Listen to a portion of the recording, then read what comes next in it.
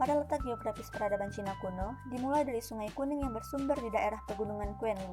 Setelah melalui daerah pegunungan Cina Utara, sungai panjang yang membawa lumpur kuning itu membentuk dataran rendah Cina dan bermuara di Teluk Sili di Laut Kuning.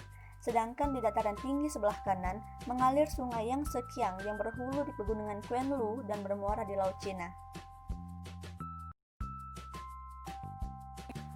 Pada sejarah peradaban Cina kuno, sejarah Cina adalah salah satu sejarah kebudayaan tertua di dunia. Dibuktikan dari penemuan arkeolog dan antropologi, daerah Cina sudah lama didiami oleh manusia purba sejak 1,7 tahun yang lalu, di mana peradaban Cina itu berawal dari berbagai negara kota di sepanjang lembah Sungai Kuning pada zaman Neolitikum. Pada sistem mata pencaharian peradaban Cina kuno, dengan mengalirnya Sungai Kuning dan Sungai Yangtze, merupakan sumber kehidupan bangsa Cina dengan cara bercocok tanam dan berternak. Dari tantangan cara hidup bertani tersebut, mendorong bangsa Cina membuat perkakas pertanian dari bahan logam seperti pisau.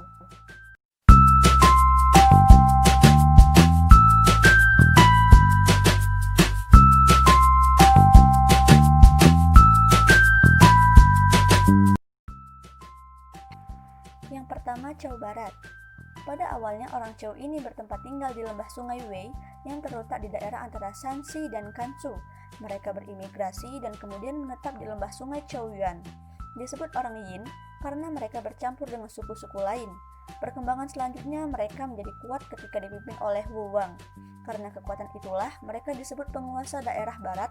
Pada masa pemerintahan Wu Wang sendiri memiliki kebijakan di antaranya kekuasaan raja sebagai penguasa tertinggi. Raja menjalankan pemerintahan didampingi oleh Perdana Menteri sebagai penasihat raja, serta kerajaan dibagi dalam beberapa provinsi. Yang kedua, Chou Timur. Setelah Chou Barat mengalami keruntuhan, Chou Timur tidak mengalami kebesaran, bahkan sebaliknya semakin melemah.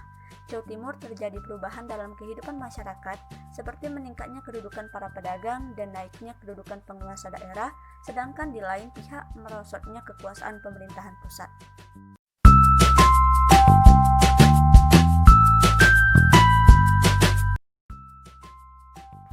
Yang ketiga, dinasti Qin. Pemerintahannya berbentuk kesatuan dengan raja pertama bernama Qin Shi Huangdi.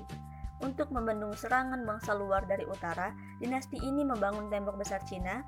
Sistem pemerintahan dinasti Qin yang dipimpin oleh Shi Huangdi diantaranya membangun tembok besar raksasa yang gunanya untuk menahan serangan dari luar ataupun serangan dari bangsa barbar, penghapusan sistem feodalisme, dan sistem birokrasi terpusat. Dalam sistem perekonomiannya, masyarakat pada dinasti Qin melakukan bertani.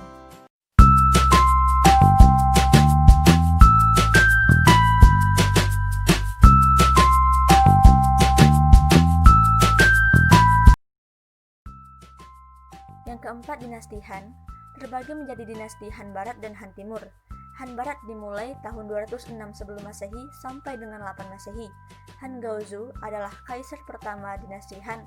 Zaman Han merupakan zaman kejayaan dalam agama Cina, dan dinasti inilah berhasil mencapai kesatuan politik dan kebudayaan karena orang Cina ini bangga akan dinasti Han.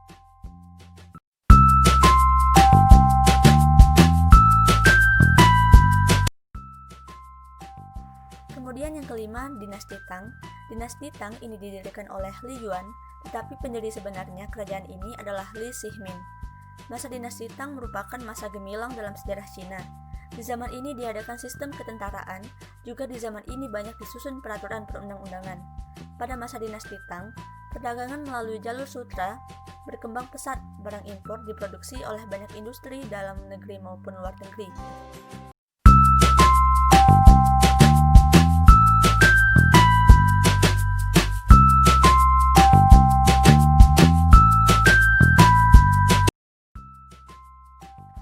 Dari beberapa peristiwa sejarah pada masa dinasti Zhou, dinasti Qin, dinasti Han, dan dinasti Tang dapat diambil nilai-nilai sejarahnya, yakni keberaniannya dan kekuatannya untuk memajukan suatu kerajaan atau bangsa, juga sikap pantang mundur dan perjuangannya.